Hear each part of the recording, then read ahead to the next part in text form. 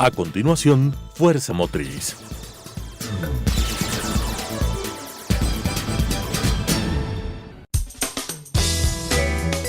Clasificación A. Apto para todo público.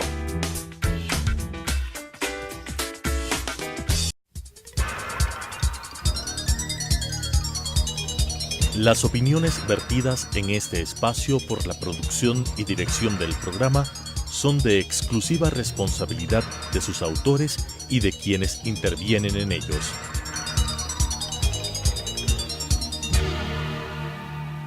Telesucesos Canal 29 UHF presenta Fuerza Motriz, con temas de interés del sector automotor, estadísticas e industria automotriz, entrevistas a empresarios, curiosidades y consejos, con la conducción de Pablo Ordóñez y con el respaldo de AEADE, Asociación de Empresas Automotrices del Ecuador. Fuerza Motriz. ¿Qué tal? Volvemos acá a la segunda entrega de Fuerza Motriz, en una coproducción entre Telesucesos Canal 29 y AEADE, la Asociación Ecuatoriana Automotriz.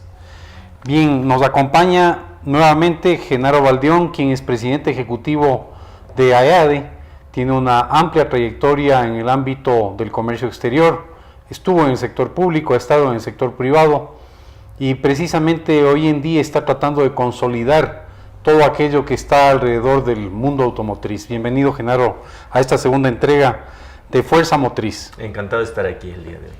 Bueno, el día de hoy vamos a conversar de algo que los ciudadanos se preguntan: el tamaño de la industria, el tamaño del parque automotor. Y el primer cuestionamiento sería: ¿cuál es la relación que tiene el Ecuador en el número de habitantes por vehículo en comparación con otros países? ¿Cómo estamos? Sí, normalmente se lo conoce como el índice de motorización y se lo puede evaluar desde dos perspectivas. El parque completo en su conjunto, en el caso ecuatoriano, son 2.200.000 vehículos más o menos que están registrados, matriculados en el país y que circulan. Y puede analizarse también desde las ventas de vehículos nuevos cada uno de los años. Cuando hacemos la relación de habitantes con el parque automotor, vamos a encontrar que el Ecuador más o menos tiene 140, es su índice de motorización, 140 vehículos cada 1.000 habitantes. El índice es más o menos cada 1.000 habitantes, cuántos vehículos tiene un país. Y en el caso ecuatoriano son 140 vehículos cada 1.000 habitantes. Y si lo analizamos desde la perspectiva de ventas de vehículos nuevos, aquí va a depender de qué año tomamos como referencia. Por ejemplo, en el año 2016 tuvimos casi 4 vehículos cada 1.000 habitantes nuevos vendidos. Antes, años anteriores, teníamos 5 o llegábamos 6 hasta 7 vehículos cada 1.000 habitantes. Ahora, si lo ponemos esto en contexto, ¿cuál es la relación del Ecuador con otros países en la región o en el mundo? Visualicemos, por ejemplo, casos como Estados Unidos, tiene alrededor de 820 vehículos cada 1.000 habitantes. O la Unión Europea, en la Unión Europea hay 580 vehículos cada 1.000 habitantes. Si vamos a otros países de la región, como Chile, por ejemplo, tiene 240 vehículos cada 1.000 habitantes. Ecuador, como señalábamos, tiene 140. Aquí estamos en más o menos, esta es la relación. Incluso Venezuela tiene un poco más que el Ecuador en términos de vehículos en relación con habitantes. Pues este índice de motorización normalmente es utilizado, o tradicionalmente ha sido utilizado, para poder medir la situación económica de un país o también el crecimiento económico y cómo está la prosperidad en un país. Esta medición del índice de motorización, sin embargo, va cambiando, sobre todo en países desarrollados, sobre todo porque las nuevas alternativas a la movilidad particular, el transporte público, pues empieza a generar también más bien una estabilización de la tasa de motorización. Entonces, no es que siga incrementándose en el tiempo. Por ejemplo, este es el caso de la Unión Europea, que uno ve que ya se empieza a estabilizar en estos 580, y a pesar de que el PIB va creciendo lentamente, este parque sigue estable, sencillamente porque hay nuevas alternativas de tecnología y de movilidad para las personas, el transporte público o movilidad alternativa en términos generales. Entonces se podría entender que en general en los países desarrollados la tendencia ha sido a tener un índice de motorización mucho mayor que los países en vías de desarrollo, pero llegan a un tope, llegan a un nivel estable porque tienen otras alternativas de transporte. ¿Se puede entonces entender que la movilización es un derecho del ciudadano? ¿Debería ser considerado parte de la canasta familiar? ¿Cómo lo ves tú? Bueno, definitivamente la movilidad de las personas en términos generales es un derecho universal. Las personas tienen derecho a movilizarse de un lugar a otro, a desplazarse, no solo dentro del territorio de un país, sino también fuera del territorio. Y por supuesto, desde esa óptica, no solo es un derecho, sino también una libertad. Es parte de las libertades fundamentales de las personas poder trasladarse y movilizarse para satisfacer sus necesidades humanas y económicas. ¿Cómo se ve esta evolución de este parque precisamente? Porque, digamos, puede haber un parque bastante amplio de acuerdo a la población. Si la población no crece tan rápido, en el Ecuador está creciendo rápido. Sin embargo, este elemento del parque automotor y la antigüedad de este parque automotor, tú mencionabas que estamos en el 2016 con 4 vehículos por cada 1000, mientras que en otros países están con indicadores superiores. ¿Cómo ves esta tendencia entre lo nuevo y lo viejo? Bueno, en los últimos años, en el caso ecuatoriano, sobre todo porque ha descendido la venta de vehículos nuevos, esta tasa de renovación del parque automotor también ha ido descendiendo.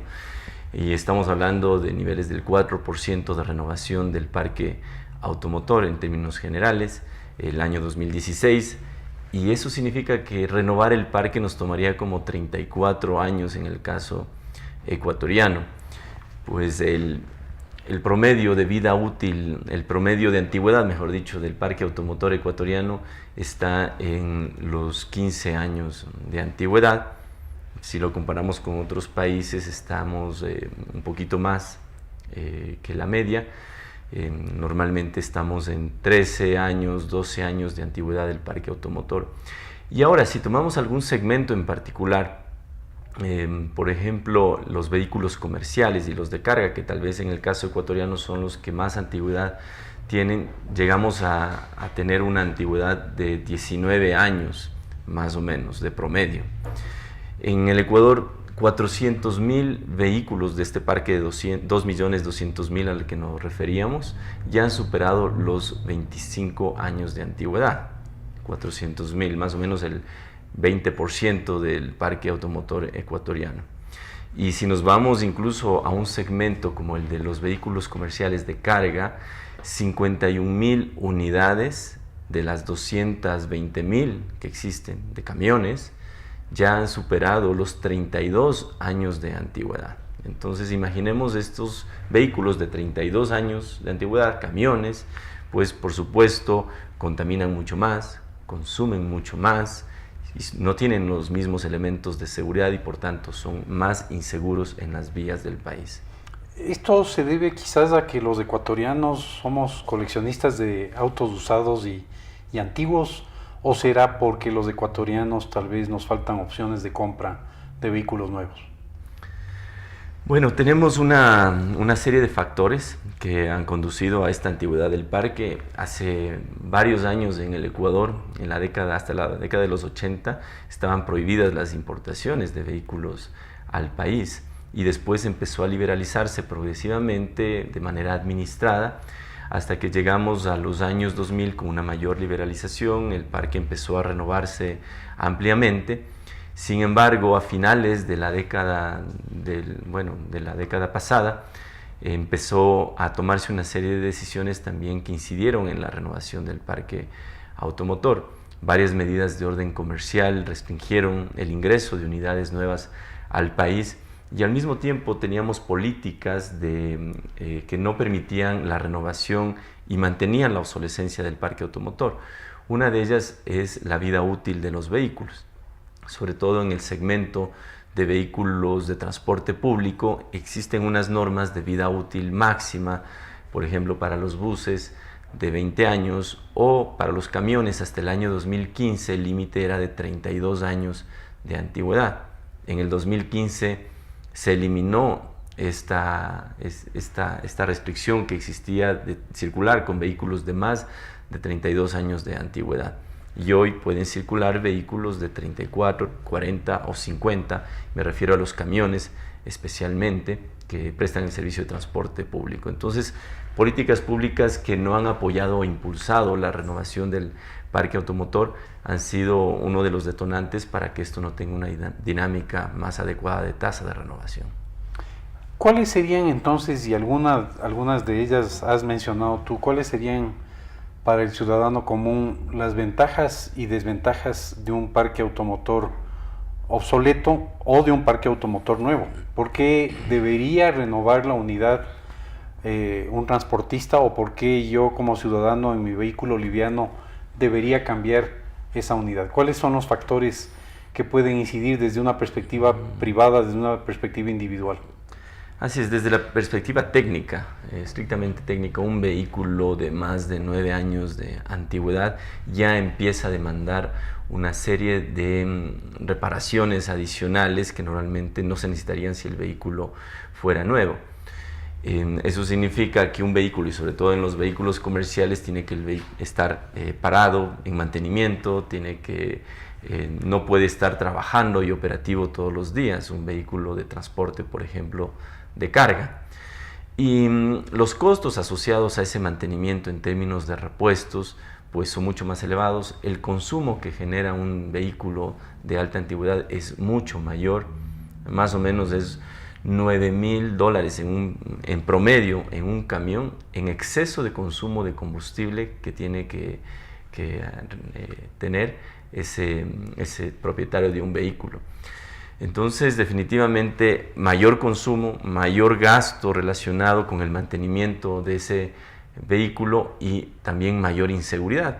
Un vehículo más antiguo no tiene los mismos elementos de seguridad y, por tanto, al circular en las vías también es parte de los problemas de la inseguridad vial. ¿Podríamos concluir quizás que el tema de la inseguridad le pasa factura al país desde el punto de vista de vidas humanas cuando vemos accidentes en las vías, cuando vemos tanta preocupación de las autoridades respecto de la muerte de mucha gente inocente? ¿Podríamos relacionar a la obsolescencia del parque automotor? Es uno de los factores, definitivamente, los elementos de seguridad que tienen los vehículos nuevos, año modelo 2017, en este caso 2018, que ya están en circulación, no son los mismos que los que teníamos hace 32 años, ni de lejos. No hay ni uno solo de los elementos que hoy se exigen en la normativa ecuatoriana y en la normativa internacional que antes se exigían. Entonces, por supuesto, es uno de los factores que inciden seriamente en la seguridad de las personas. Imaginémonos los vidrios en los buses, que antes no existían normas técnicas asociadas a la seguridad de los vidrios en los buses y se constituían prácticamente en navajas y cuchillos para los pasajeros de un bus cuando había un accidente. Pues hoy existen estándares específicos para los vidrios que tienen los buses, al igual que los demás vehículos de uso particular. Muy bien, luego de la pausa vamos a continuar con Genaro Baldión, quien nos va a comentar cuáles son las políticas privadas y públicas alrededor de la obsolescencia del parque automotor. Hola, ¿qué tal? Volvemos a Fuerza Motriz en esta segunda entrega. Nos acompaña Genaro Baldión, presidente ejecutivo de AEADE.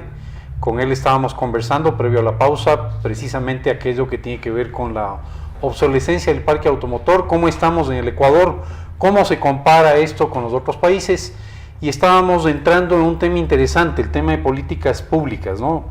Pensamos los ecuatorianos, los ciudadanos, que debemos tener la libertad de escoger lo que queramos.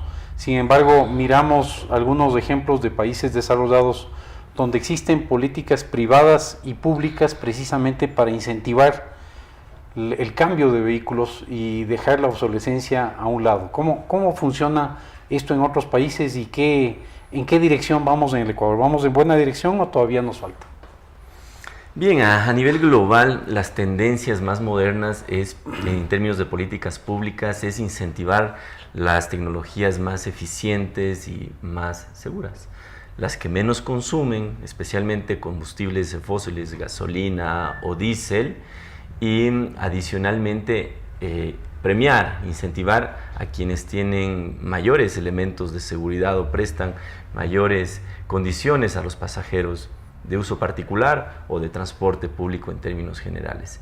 Estos incentivos pueden venir incluso desde subsidios directos. Por ejemplo, varios países han implementado bonos específicos para la renovación a cambio de vehículos más eficientes, especialmente de tecnologías eléctricas o de nuevas tecnologías como nitrógeno a partir del agua. Y en otros también se ha previsto la posibilidad de aplicar algunas medidas más bien que restringen el consumo de combustibles fósiles. Por ejemplo, en primer lugar, eliminando todo tipo de subsidio a los combustibles. Al eliminar los subsidios a los combustibles y poner el precio del combustible a su valor real internacional, pues se desincentiva el uso de vehículos que consumen más y normalmente los más antiguos, que son más ineficientes.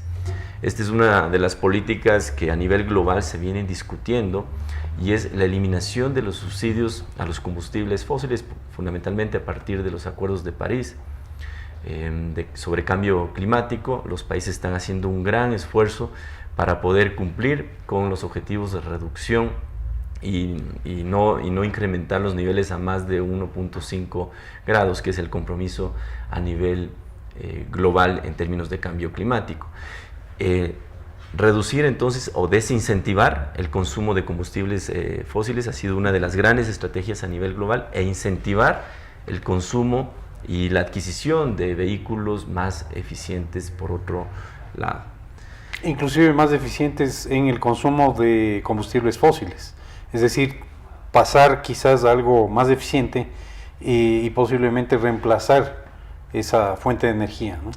Así es, definitivamente los motores más eficientes, incluso de consumos de combustible fósil, pues tienen una normativa especial muy diferente a la que, por ejemplo, rige en el Ecuador o en otros países también de la región. Los niveles de exigencia, por ejemplo, de Euro 5, Euro 6, que se viene ya adelante en los países desarrollados europeos, pues es una de las miradas a las que se está enfocando la Unión Europea en este momento, ser mucho más eficiente, e incluso hay el compromiso de limitar ya el consumo seriamente de combustibles fósiles en los vehículos. Hay un compromiso para mediados de este siglo ya no exista la venta de vehículos, y esto es del G7, de vehículos que consumen combustibles fósiles a nivel global.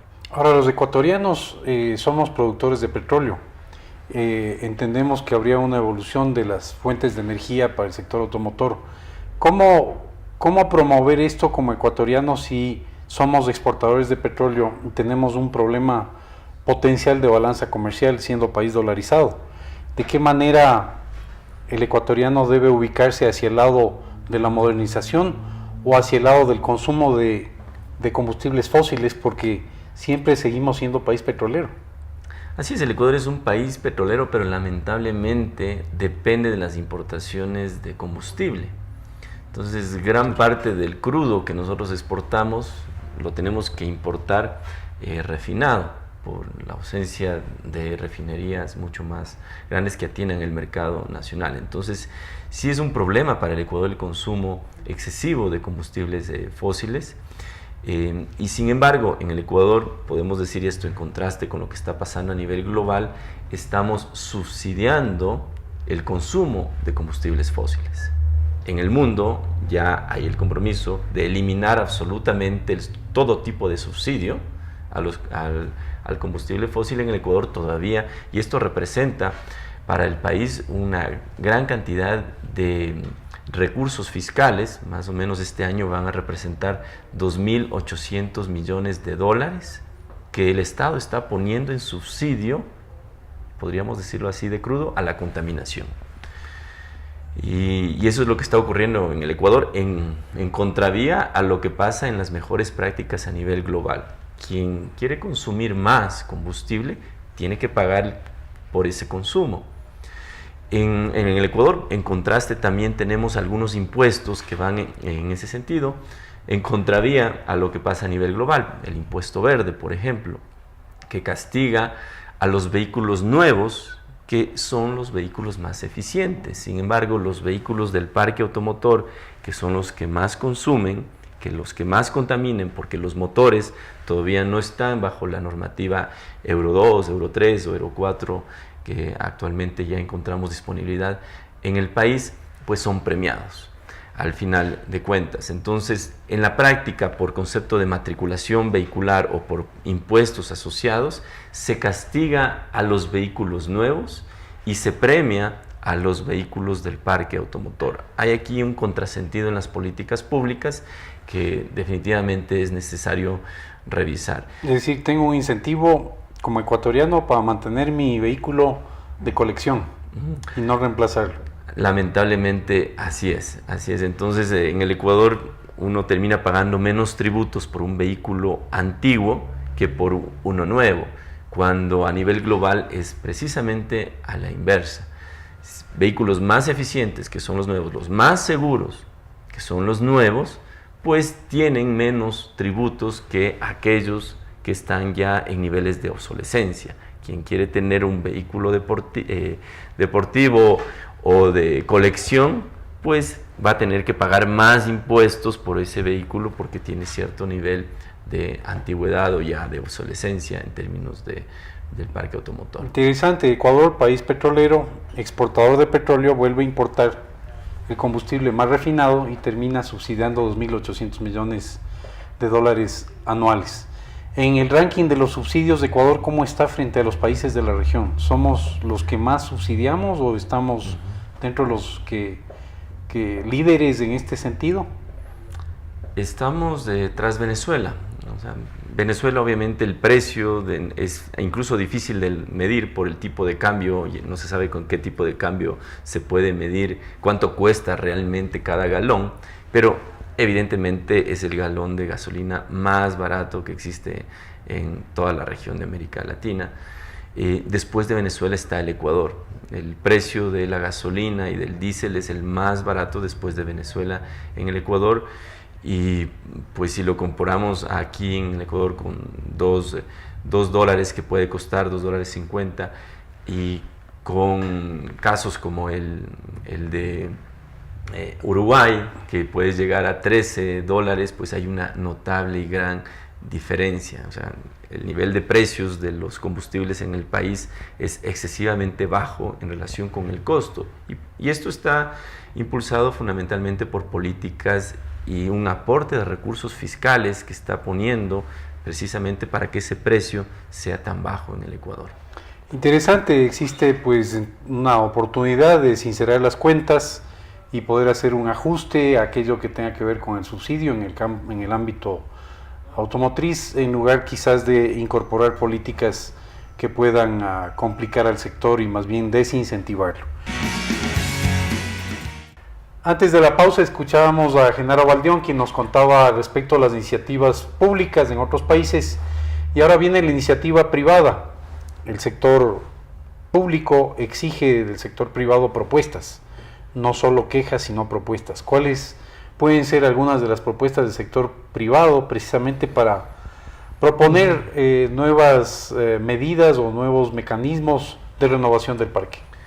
Bueno, el sector empresarial automotriz, el ecuatoriano y la industria automotriz a nivel global es una de las más competitivas en términos generales. La innovación es permanente, la tecnología siempre está presente y por supuesto está en condiciones las empresas automotrices del Ecuador de poner a disposición de los ecuatorianos los vehículos de más alta tecnología, de mayor eficiencia también en términos de consumo. Sin embargo, tenemos limitaciones desde la parte de políticas públicas, como señalábamos previamente. Una de ellas es la calidad del combustible. Si tenemos combustibles de baja calidad, no podemos traer vehículos con motores de alta eficiencia y que ahorren al país y que contaminen menos. Este es uno de los planteamientos que hemos hecho al gobierno nacional, poder tener combustibles de mejor calidad para tener motores más eficientes que contaminen y consuman menos.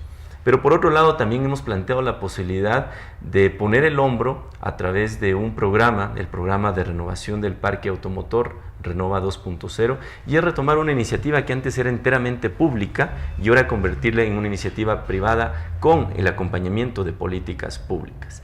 Este programa de renovación del parque automotor implica que las empresas están conformando un fondo. Este fondo está destinado a otorgar un bono de chatarrización a las unidades de transporte público más antiguas del país. Aquellas personas propietarias de un vehículo de más de 32 años, en el caso de camiones, de más de 20 años, en el caso de buses, tengan la posibilidad de renovar su unidad y poder chatarrizar esa unidad antigua y adquirir una unidad nueva o seminueva. Entonces, para esto hemos conformado un fondo que hemos planteado al gobierno que se articule y venga acompañada de políticas públicas como el financiamiento por parte de la banca pública del Estado. Muy interesante, y nos queda como corto el tiempo para hablar de Renova. Tendremos la próxima semana otra entrega donde profundizaremos esta propuesta privada. Sí existen propuestas privadas del sector público. Muchas gracias, Genaro, por esta intervención y esta segunda entrega de Fuerza Motriz. Las opiniones vertidas en este espacio por la producción y dirección del programa son de exclusiva responsabilidad de sus autores y de quienes intervienen en ellos.